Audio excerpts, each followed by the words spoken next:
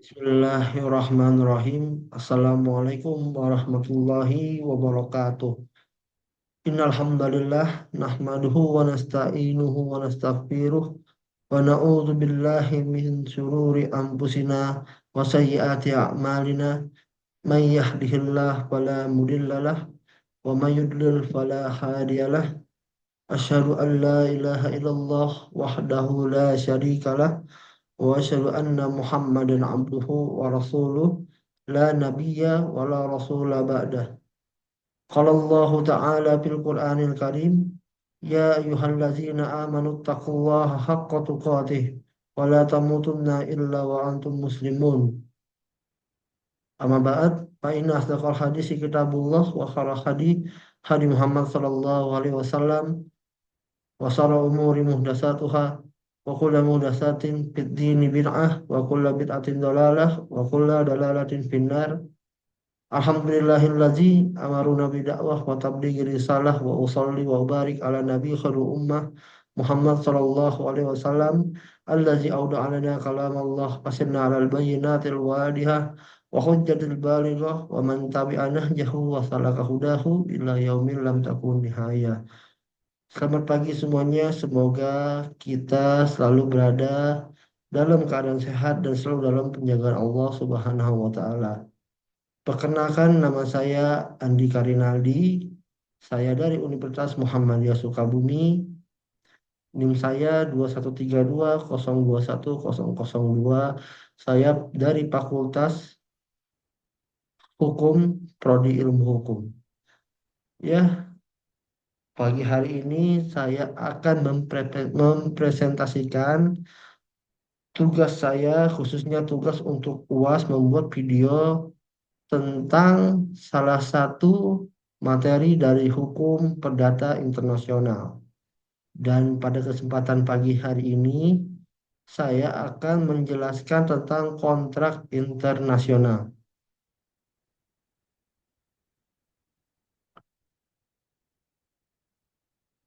Nah, pengertian dari kontrak internasional tersendiri adalah kontrak internasional adalah hukum perdata internasional dapat didefinisikan sebagai satu perjanjian yang melibatkan pihak dari dua atau lebih negara yang berbeda.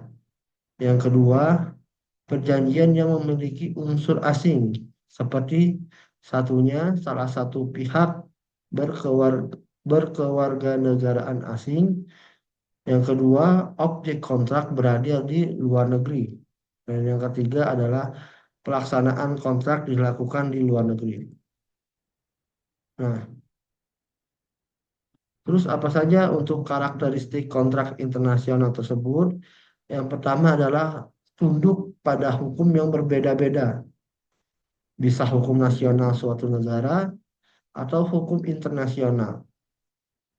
Yang kedua, memerlukan aturan privat internasional untuk menentukan hukum yang berlaku.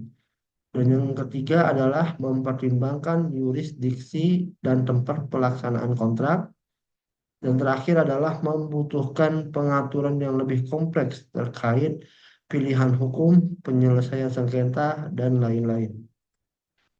Nah, kita masuk ke dalam pembahasan. Untuk pembahasan untuk pembahasan kontrak internasional itu tersendiri dalam hukum perdata internasional mencakup beberapa aspek penting yang antara lainnya adalah satu, pilihan hukum, choice of law. Nah, choice of law ini banyak sekali, yaitu yang pertama adalah penentuan hukum manakah yang akan mengatur kontrak tersebut. Yang kedua dapat ditentukan oleh para pihak atau berdasarkan aturan konflik hukum. Dan yang terakhir adalah mempertimbangkan koneksi terkuat antara kontrak dengan suatu hukum nasional. Lanjut pembahasan, kedua adalah yurisdiksi dan tempat penyelesaian sengketa. Yang pertama adalah penentuan pengadilan atau badan arbitrase mana yang berwenang menyelesaikan sengketa tersebut. Yang kedua, mempertimbangkan tempat tinggal para pihak, tempat pelaksanaan kontrak, dan lain-lain. Yang ketiga adalah penting untuk mencegah konflik yurisdiksi ini dan forum shopping. Nah, pembentukan kontrak itu tersendiri adalah yang pertama syarat sahnya kontrak sesuai hukum yang berlaku.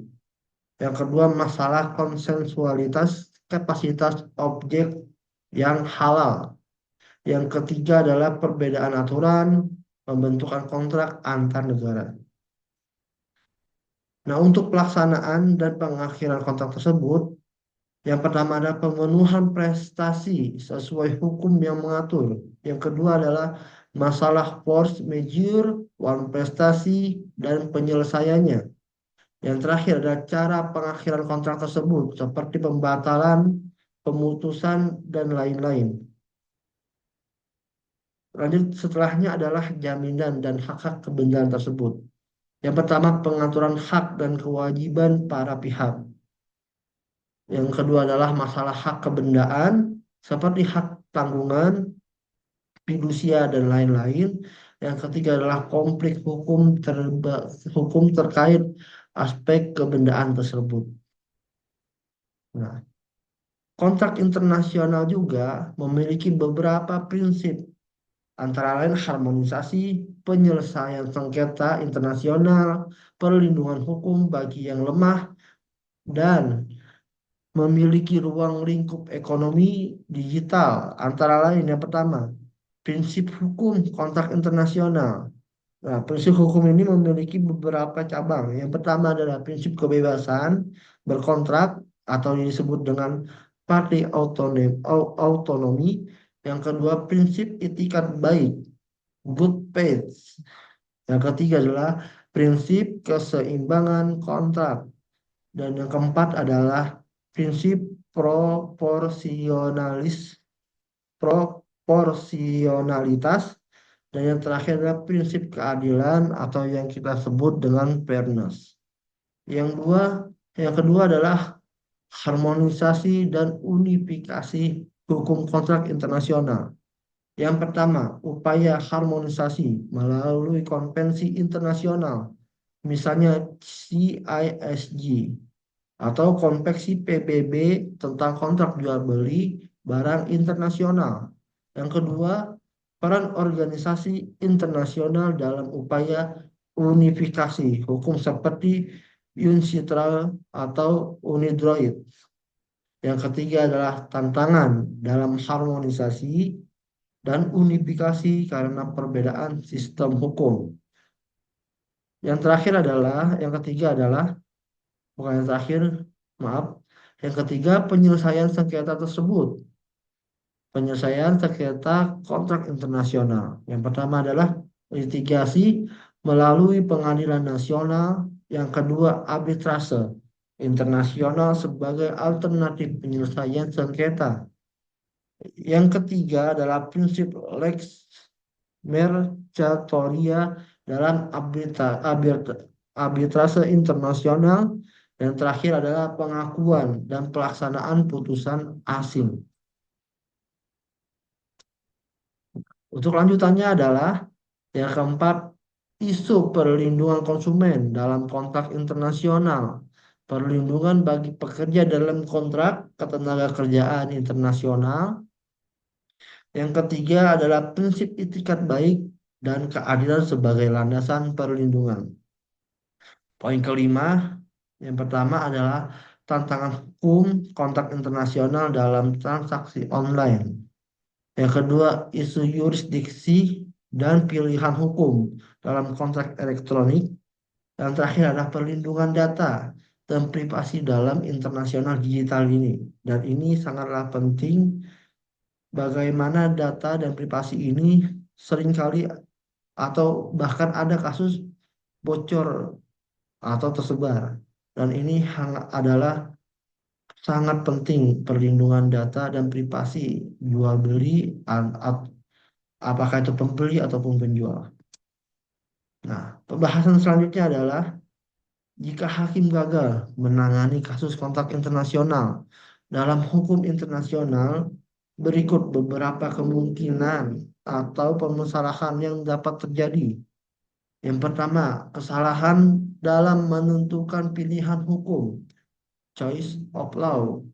Yang kedua adalah hakim dapat salah menerapkan prinsip-prinsip pilihan hukum sehingga hukum yang diterapkan oleh hakim tersebut tidak sesuai dengan apa yang seharusnya. Yang ketiga adalah dapat menyebabkan isi kontrak atau pelaksanaan dan penyelesaian sengketa menjadi tidak sesuai dengan hukum yang seharusnya berlaku. Yang kedua, ketidaksesuaian dengan aturan memaksa, mandatory rules.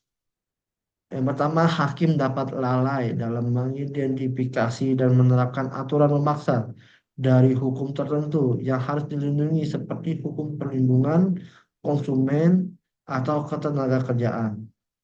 Yang kedua, hal ini dapat mengakibatkan kontrak atau putusan hakim tidak memberikan perlindungan yang semestinya bagi pihak yang lebih lemah. Yang ketiga adalah kesalahan dalam menentukan yurisdiksi.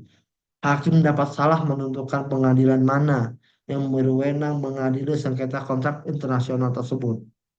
Yang kedua adalah hal ini dapat menyebabkan putusan hakim tidak dapat dilaksanakan atau tidak diakui oleh yurisdiksi lain atau yurisdiksi manapun. Dan yang keempat adalah tidak memahami praktik bisnis dan hukum asing.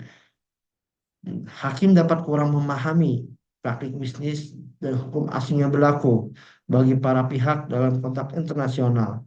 Yang kedua, ketidakpahaman hakim ini dapat mengakibatkan putusan tidak sesuai dengan realitas bisnis dan hukum yang seharusnya diberlakukan. Yang kelima adalah ketidaksesuaian dengan konvensi internasional. Yang pertama adalah hakim dapat lalai dalam menerapkan konvensi internasional yang relevan, seperti Konvensi New York mengenai pengakuan dan pelaksanaan putusan arbitrase asing. Yang kedua, hal ini dapat menghambat proses pengakuan dan pelaksanaan putusan asing. Mungkin ini saja dari saya. Kurang lebihnya mohon maaf jika ada kesalahan itu datangnya dari saya sendiri dan setan. Dan jika kebenaran, maka itu datangnya dari Allah Subhanahu wa Ta'ala, memberikan hidayah kepada saya untuk bisa menerangkan kurang lebih apa itu kontrak internasional itu, kontrak internasional tersebut. Terima kasih kepada semuanya, dan terima kasih juga kepada dosen untuk semester ini. Semoga semester depan dan seterusnya sampai lulus diberi kesehatan dan juga diberi kemudahan untuk lulus dari Universitas Muhammadiyah ini khususnya dari Fakultas Hukum. Kita akhiri dengan pembacaan hamdalah dan doa kafatul majelis. Alhamdulillahirabbil alamin. Subhanaka Allahumma wa bihamdika asyhadu an la ilaha illa anta astaghfiruka wa atubu ilaik. Wassalamualaikum warahmatullahi wabarakatuh.